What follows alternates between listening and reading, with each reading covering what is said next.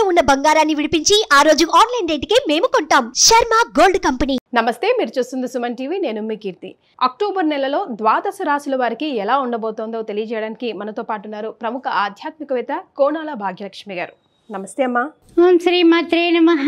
అమ్మ, మరి మిథున రాశి వారికి ఎలా ఉంటుంది, ఎలా చేస్తే బాగుంటుంది, ఏం చేస్తే బాగుంటుంది, అది కూడా ఒకసారి తెలియజేయండి. ఓం శుక్లాంబరధరం విష్ణుం శశివర్ణం చతుర్భుజం ప్రసన్న వదనం ఛాయే సర్వ విఘ్నోపశాంతయే.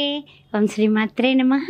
అక్టోబర్ నెల అంటే 1-10-2024 మాస ఫలాలు కార్యక్రమానికి స్వాగతం. ద్వాదశ రాశుల వారికి ఏ విధంగా ఉండబోతోంది, ఏమిటి సంగతి అనే విషయాన్ని మనం ఇప్పుడు ఒకసారి పరిశీలిద్దాం. మరి అయితే ఈ అక్టోబర్ నెలలో చూసినట్లయితే కనుక మనకి దేవీ నవరాత్రులు ప్రారంభమవుతాయి. అమ్మవారి యొక్క అనుగ్రహంతో అందరూ కూడా దేవీ నవరాత్రులు అనేటటువంటి శుభకరమైనటువంటి విశేషాలు, మనకు జాతక విశేషాలతో పాటు ఆ విషయాలు కూడా అమ్మవారిని ఏ విధంగా ఎలా పూజిస్తే అమ్మవారి అనుగ్రహం లభిస్తుంది అని ఆలోచించేటటువంటి అతిథులందరికీ కూడా దసరా శుభాకాంక్షలు. తర్వాత చూసినట్లయితే కనుక 11వ తారీఖున గురుడు వక్రగతిని వెళ్ళబోతున్నాడు. ఆ విషయం గుర్తుపెట్టుకోండి. వృషభ రాశిలో ఉన్నటువంటి గురువు గారు 11వ తారీఖున వక్రగతిలోకి వెళ్ళబోతున్నారు. తర్వాత చూసినట్లయితే 11వ తారీఖునే తులారాశిలోకి బుధుడు ప్రవేశిస్తున్నాడు. ఆ విషయం కూడా గమనించగలరు. తర్వాత 14వ తారీఖున శుక్రుడు వృశ్చిక రాశిలోకి ప్రవేశిస్తున్నాడు. తర్వాత చూసినట్లయితే 18వ తారీఖున రవి తులారాశిలోకి రవి సంక్రమణం జరగబోతోంది. తర్వాత చూసినట్లయితే కనుక కర్కాటక రాశిలోకి కుజుడు 20వ తారీఖున ప్రవేశం చేస్తున్నాడు. అయితే ముఖ్యంగా చూసినట్లయితే కనుక 30వ తారీఖున బుధుడు వృశ్చికంలోకి ప్రవేశిస్తున్నాడు. గ్రహముల యొక్క గమనాలు ఈ విధంగా ఉన్నాయన్నమాట. అయితే మనము అనుకుంటూ ఉంటాం కదా, ఏమనంటే కనుక గ్రహాల గమనాలను బట్టే మన యొక్క జాతక చక్రంలో పరిస్థితులు, స్థితి, గతి కూడా మారుతుంది అన్న విషయం మనం అనుకుంటూ ఉంటాం కదా. మరి అలాంటప్పుడు ద్వాదశ రాశుల వారికి ఈ మాసంలో ఏ విధంగా మారబోతోంది 1-10-2024, 31-10-2024 వరకు మనం చెప్పుకుందాం. అక్టోబర్ మాస ఫలాల్లో మనము మిథున రాశి వారికి ఏ విధంగా ఉంది అన్న విషయాన్ని ఇప్పుడు పరిశీలిద్దాం. ముఖ్యంగా చూసినట్లయితే మిథున రాశి వారికి కుజుడు చూస్తే లగ్నాత్తు ఉన్నాడు. ఆ తర్వాత గురువు గారు కూడా 12th హౌస్లో ఉన్నాడు. ఆయన వక్రంలోకి వెళ్ళబోతున్నాడు. అయితే పరిస్థితులు ఎలా ఉంటాయి? 11వ తారీఖు నుంచి వక్రగతిన 12th హౌస్లో గురుడు. పరిస్థితులు ఏమిటి, మిథున రాశి వారి పరిస్థితి ఏమిటి అని ఆలోచిస్తే మనకి చూసినట్లయితే 20వ తారీఖు వరకు లగ్నాత్తు ఉన్న కుజుడు ద్వితీయంలోకి వెళ్ళబోతున్నాడు 20వ తారీఖు దాటాక. అయితే ఫస్ట్ ఈ మాసంలో ఏ విధంగా ఉండబోతోంది, పూర్వార్ధం ఎలా ఉంది, ఉత్తరార్ధం ఎలా ఉంది అనే విషయాన్ని పరిశీలించే ముందు అయితే మిథున రాశిలో ఉన్నటువంటి మృగశిర 3-4 పాదాలు, తర్వాత చూసినట్లయితే ఆరుద్ర నక్షత్రం, ఆ తర్వాత పునర్వసు, ప్రథమ, ద్వితీయ, తృతీయ మరి ఏ విధంగా ఉండబోతోందయ్యా అనే విషయాన్ని మనం ఇప్పుడు పరిశీలిద్దాం. ముఖ్యంగా చూసినట్లయితే ఇచ్చిపుచ్చుకునేటటువంటి చెల్లింపులు లాంటివి అన్నీ కూడా చక్కచక్క పూర్తి చేసేస్తారు. ఇవ్వాల్సిన వాళ్ళకి ఇచ్చేయాలి, ఇంకా లాభం లేదు అనుకుంటారు.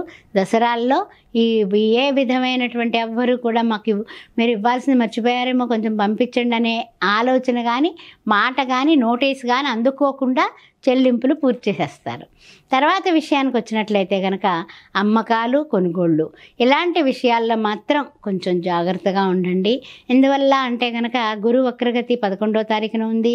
అదేవిధంగా చూసినట్లయితే కనుక మనకి కొన్ని ఆలోచనలు మంచిగా వచ్చి ముందుకు వెళ్ళాలి అనుకునేటటువంటి సమయంలో 2వ ఇంట్లోకి కుజుడు వెళ్ళగానే 20వ తారీఖు నుంచి కొంచెం స్పీడ్గా, అంటే ఏంటంటే అవతలి వాళ్ళ మాటకి మన మాటకి ఏ మాత్రం సరిపడకపోయినా వాగ్వివాదాలు జరిగేటటువంటి అవకాశం ఉంది. వాక్కు స్థానంలోకి వస్తున్నాడు కదా, మరి అందువలన ఈ విషయాలన్నీ కూడా జాగ్రత్తగా ఉండాలి.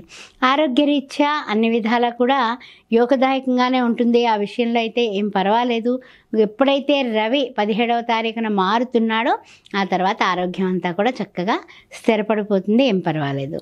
కానీ ఏంటంటే కనుక కొన్ని గ్రహ సంచారాల వల్ల కొన్ని ప్రతికూలతలు కూడా ఉన్నాయి. అన్ని అనుకూలతలు కాదు, ప్రతికూలతలు కూడా 50-50 వేసుకోవచ్చు మనం. అందువల్ల కోర్టు వ్యవహారాల్లో కాస్త జాగ్రత్తగా ఉండండి. అందరినీ అన్ని విధాలా కూడా నమ్మబాకండి.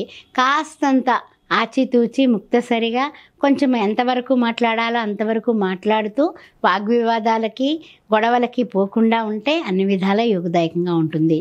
తర్వాత విషయానికి ఏంటంటే కనుక వ్యాపార వ్యవహారాల్లో కొన్ని అనుకోకుండా పొరపాట్లు దొర్లేటటువంటి అవకాశం కనపడుతుంది.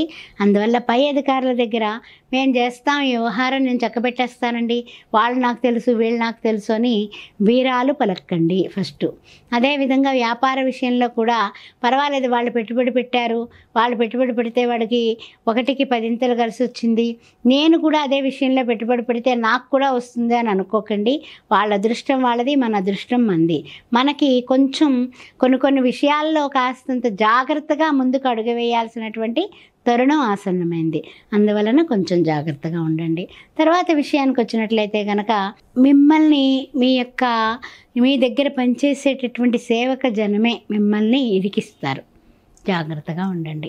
నమ్మి మీరు షాపులు కానీ వృత్తుల్లో కానీ ఎక్కడైనా సరే మీ దగ్గర మీ పక్క వాళ్ళు కానీ ఎవరైనా సరే మీతో కలిసి మీ యొక్క మేలు కోరుతున్నట్లుగా మిమ్మల్ని బాగా ఎత్తే వాళ్ళే మీ యొక్క ఏమిటంటే కనుక చెప్పాలంటే నష్టానికి కారకత్వం వహిస్తారు. అందువల్ల అందరినీ నమ్మకండి. నమ్మినట్లుగా మీరు కూడా ఉండండి. లౌకికంగా ఉండడం అనేది చెప్పదగిన సూచన ఈ నెల. ఆ తర్వాత చూసినట్లయితే కనుక అవసరం లేని అప్రస్తుత విషయాలలోకి మీరు ప్రాధాన్యత ఎక్కువిచ్చి వాళ్ళతోటి వీళ్ళతోటి చెప్పడం వల్ల మీకే అప్రదిష్ట మిగులుతుంది. అందువల్ల అనవసర విషయాల్ని క్యారీ చేయకండి. అదేవిధంగా అప్రస్తుత విషయాలలోకి వెళ్ళకండి. వివాహ సంబంధాల విషయంలో మన టైం కొంచెం అంతంత మాత్రంగా ఉంది కాబట్టి మీ పెద్దవాళ్ళని మీ శ్రేయోభిలాషులతో మాట్లాడించండి. మీరు తెరచాటునే ఉండి పావులు కదపండి, అంతేగాని మీరు ముఖాముఖి మాత్రం ఏ వ్యవహారంలోకి వెళ్ళబాకండి. ఆ తర్వాత చూసినట్లయితే కనుక ఇవన్నీ కూడా నేను చెప్పిన విషయాలన్నీ కూడా కొంచెం కష్టంగా ఉన్నా ఇష్టంగా జాగ్రత్తగా మీరు ఈ విషయాలన్నీ కూడా జాగరూకతతో పరిశీలించి కాస్త అధిగమించడానికి ముందు జాగ్రత్త చర్యలు తీసుకోండి. ఆ విషయం మిథున రాశి వారికి మరల చెప్తూ ఉన్నాను. మరి మిథున రాశి వారు ఎలాంటి రెమెడీస్ పాటిస్తే మరింతగా వాళ్ళకి కలిసి వస్తుందమ్మా? మనకి చతుర్థంలో ఉన్నటువంటి కేతువు ఈ మిథున రాశి వారికి రాస్యాధిపతి బుధుడు కూడా మారుతున్నాడు కాబట్టి కొంచెము మనం చతుర్థంలో ఉన్నటువంటి కేతువుకు నిమిత్తము కూడా మనం చేయాల్సింది గణపతి ఆరాధన. గణపతికి బుధవారం పూట ఆకుపచ్చ రంగు వస్త్రాలు పంతులు గారికి సమర్పించి ఒక్కసారి, ఆ తర్వాత బుధవారం నాడు గరికతో పూజ చేయించుకుని ఉండ్రాళ్ళు కానీ కుడుములు కానీ ప్రసాదం కింద పెట్టి అక్కడ 10 మంది పిల్లలకు పంచండి. అలా 4 వారాలు ఈ నెలంతా చేయించుకుంటూ ఉండండి. విఘ్నాలు తొలగి విఘ్నేశ్వరుడి దయ వల్ల మీరు ముందుకి వెళ్ళగలుగుతారు. ఓం శ్రీ మాత్రే నమః.